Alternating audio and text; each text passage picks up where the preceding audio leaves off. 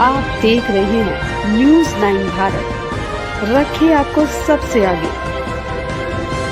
नमस्कार, आप देख रहे हैं न्यूज 9 भारत और मैं हूं आपके साथ अशोक चौहान। देश और दुनिया की तमाम खबरों पर आइए डालते हैं एक नजर। जिला सत्र न्यायालय में लगा बृहद लोक अदालत, जनता की समस्याओं का होगा निस्तारण। एडीजे पॉक्सो संतोष कुमार यादव नोडल प्रभारी लोक अदालत। खबर उत्तर प्रदेश के आजमगढ़ जिले से है। राष्ट्रीय विधिक सेवा प्राधिकरण नई दिल्ली व उत्तर प्रदेश राज्य विधिक सेवा प्राधिकरण लखनऊ के निर्देशन पर जिला विधिक सेवा प्राधिकरण आजमगढ़ द्वारा जनपद न्यायाधीश जयप्रकाश पांडे की अध्यक्षता में आज जनपद न्यायालय परिसर आजमगढ़ में दिनांक 13 दिसंबर 2025 को बृहद राष्ट्रीय लोक अदालत का आयोजन किया गया, जिसमें जनपद न्यायाधीश द्वारा प्रातः 10:30 पर हॉल ऑफ जस्टिस दीवानी न्यायालय आजमगढ़ में दीप प्रज्वलित व फीता काटकर बाग देवी की प्रतिमा पर माल्यार्पण कर लोक अदालत का शुभारंभ किया गया, जिसमें मुख्य रूप से जिला न्यायाधीश जयप्रकाश पांडे, एडीजे पॉक्सो संतोष कुमार यादव नोडल प्रभारी लोक अदालत और अंकित वर्मा सेक्रेटरी जिला सत्र न्यायालय, असहनुल्ला खान प्रधान न्यायाधीश पारिवारिक न्यायालय, मुकेश कुमार सिंह प्रथम पीठासीन अधिकारी मोटर दुर्घटना दावा अधिकरण, अजय कुमार शाही अपर जिला सत्र न्यायाधीश कोर्ट नंबर 1 कमलापति, विशेष न्यायाधीश ST एक्ट अजय श्रीवास्तव अपर जिला एवं सत्र न्यायाधीश, विजय कुमार वर्मा अपर जिला एवं सत्र न्यायाधीश, जैनुद्दीन अंसारी अपर जिला एवं सत्र न्यायाधीश FTC प्रथम, अमर सिंह अपर जिला एवं सत्र न्यायाधीश FTC द्वितीय तथा अन्य सम्मानित न्यायिक अधिकारी गण, बार के अध्यक्ष तथा महामंत्री व बैंक के पदाधिकारी ने बाग देवी की प्रतिमा के समक्ष पुष्प अर्चन किया। तत्पश्चात जनपद के समस्त ब्लॉक व तहसील ग्राम सभा से लेकर अपनी फरियाद को लेकर के बृहद लोक अदालत में अपनी समस्या का समाधान करने के लिए हर विभाग के अधिकारियों और कर्मचारियों से मिलकर अपनी समस्याओं का निस्तारण करते हुए दिखे। इस बृहद लोक अदालत में हर तरह के मामले, चाहे वह बैंक का हो लोन हो या होम लोन हो या गाड़ी का लोन हो या बिजली का बकाया हो, गाड़ी का चालान हो, तमाम समस्याओं का निस्तारण इस बृहद लोक अदालत में किया गया। वहीं जब मीडिया के लोगों ने एडीजे पॉक्सो संतोष कुमार यादव नोडल प्रभारी लोक अदालत और अंकित वर्मा सेक्रेटरी जिला सत्र न्यायालय आजमगढ़ से जब बात किया तो उन लोगों ने क्या कहा, आइए सुनते हैं उनकी जुबानी। न्यूज 9 भारत के लिए अशोक चौहान की खास रिपोर्ट। सर अपना इंट्रोडक्शन दीजिएगा। मैं Santosh Kumar Yadav, ADJ POCSO nodal officer Lok Adalat दीवानी कचहरी आजमगढ़ में। सर आज यहाँ पे बृहद लोक अदालत लगाई गई है, सर क्या मतलब है इसका और क्यों लगाया गया है? आज यहाँ पर जो लोक अदालत का आयोजन किया जा रहा है, माननीय उच्चतम न्यायालय एवं माननीय उच्च न्यायालय के निर्देश के अनुसार तथा माननीय जनपद न्यायाधीश महोदय के निर्देशानुसार लोक अदालत का आयोजन किया जाता है। प्रत्येक त्रैमासिक में लोक अदालत का आयोजन किया जाता है, जिसमें जो पीटी ऑफेंसेस होते हैं, दीवानी वाद होते हैं, पारिवारिक वाद होते हैं, मोटर एक्सीडेंट क्लेम से संबंधित वाद होते हैं, NI एक्ट से संबंधित वाद होते हैं और आर्बिट्रेशन से संबंधित वाद होते हैं और कुछ क्रिमिनल कंपाउंडेबल ऑफेंस होते हैं छोटे छोटे, उनके वादों का निस्तारण इस लोक अदालत के माध्यम से किया जाता है। बैंक से संबंधित वाद होते हैं, उनका भी निस्तारण किया जाता है, जिसके लिए हम लोग फोरम उपलब्ध कराते हैं बैंक को। सर आम जनता को इससे क्या लाभ मिलता है लोक अदालत से? आम जनता को लाभ मिलता है, सामान्य दिनों में जितना अर्थदंड का अधिरोपण किया जाता है किसी भी अभियुक्त पर, उससे लगभग 20-25%, 30% तक कम अर्थदंड अधिरोपित किया जाता है। कुछ ऐसे मुकदमे होते हैं जिनका सुलह समझौते के आधार पर निस्तारण कर दिया जाता है। सुलह समझौते के आधार पर जिन मुकदमों का निस्तारण किया जाता है, उन मुकदमों में कोई अपील या रिवीजन नहीं होता है। इसका मतलब होता है कि बाद का सदैव के लिए निस्तारण हो गया। सर क्या ये निस्तारण जो भी होते हैं वो बिल्कुल पारदर्शी होते हैं या इसमें किसी तरह का लोचा? बिल्कुल पारदर्शी निस्तारण होते हैं, किसी प्रकार का कोई फेक नहीं होता है। जी ये सर ये कब तक सर कब लगाए जाते हैं ये सब? पहली लोक अदालत जो होती है मार्च में आयोजित की जाती है प्रत्येक वर्ष की, फिर इसके 3 महीने बाद मई में आयोजित की जाती है। चूंकि जून में दीवानी वाद बंद होते हैं, इसलिए मई में आयोजित की जाती है।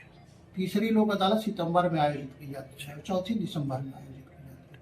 तो वर्ष में इस प्रकार से 4 लोक अदालत का आयोजन किया जाता है, जो नेशनल स्तर पे होता है। पूरे भारत में लोक अदालत का आयोजन किया जाता है। इसमें किसी प्रकार का कोई अन्य मतलब नहीं होता है।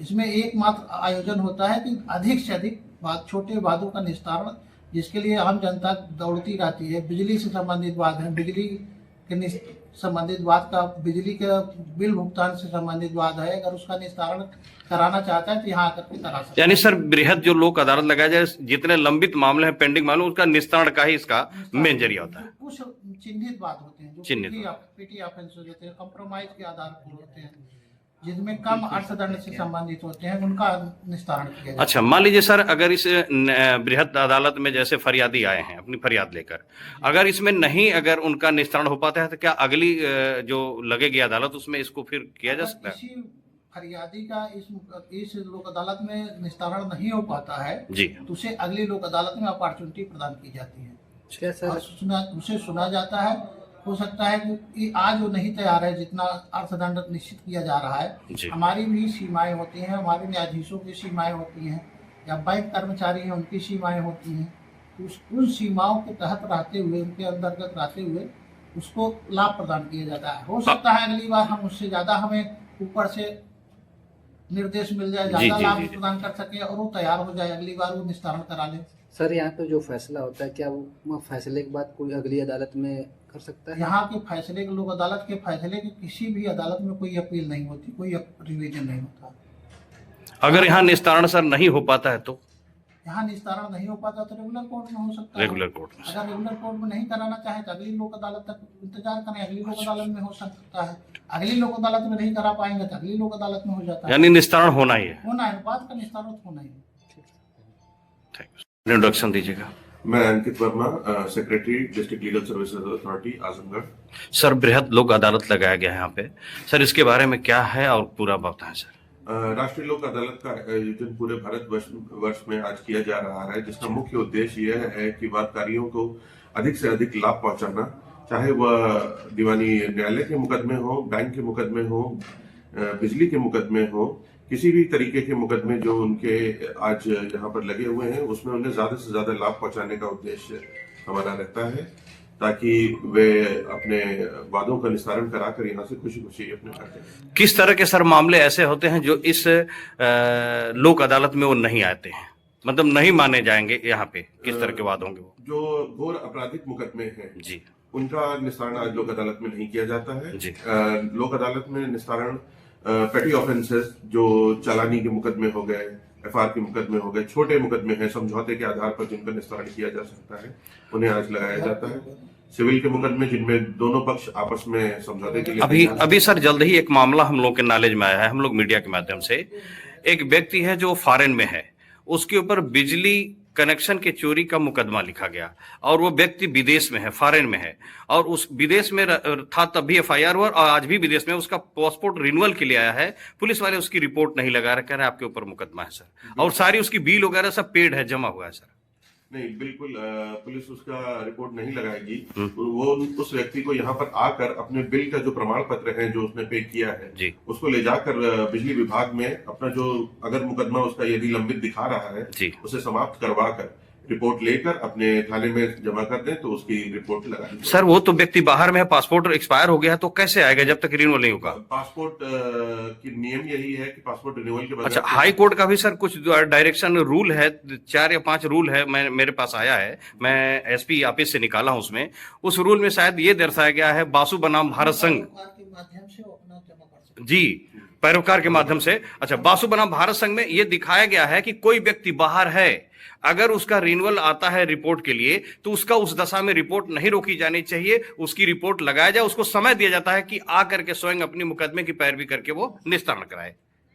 तो इसमें सर क्या है इस तरह से? वह अपने पैरोकार के माध्यम से उसकी पैरवी करा सकता है यहाँ पे। अच्छा, उसके बाद उसका रिन्यूअल या जो भी कार्रवाई है वो पासपोर्ट अथॉरिटीज उसको कंप्लीट करेंगे। लोक अदालत का कब लगता है?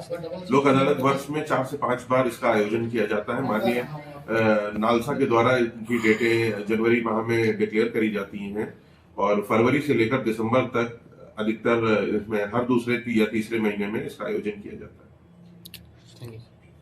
Jail one product.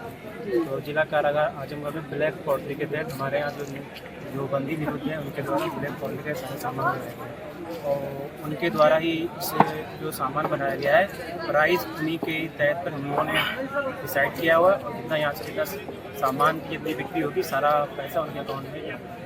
यानी कि आपके कहने का ये मतलब है कि जो व्यक्ति कारागार के अंदर भी होता है उनको भी कलाओं से भरपूर सिखा के पढ़ा करके रखा जाता है। जैसे कारागार विभाग में कौशल विकास के तहत हर जेल का अपना अपना अलग अलग मतलब सामग्री बनाने का अलग जिला कारागार आजमगढ़ में उसके तहत ब्लैक पॉलिसी का कार्य किया जाता है।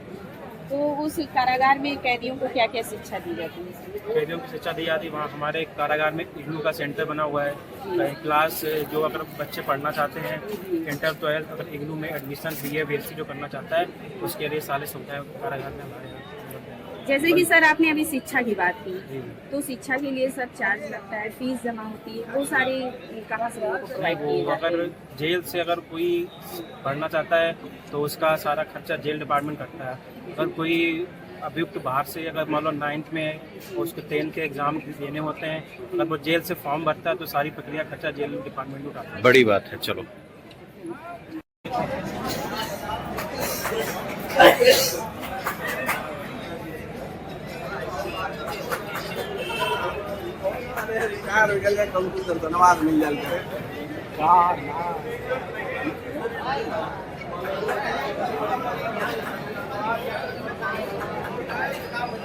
यहाँ खबरों का सिलसिला कभी नहीं थमता। सिर्फ और सिर्फ बने रहिए न्यूज़ 9 भारत पर। अब चाहूंगा इजाजत। नमस्कार।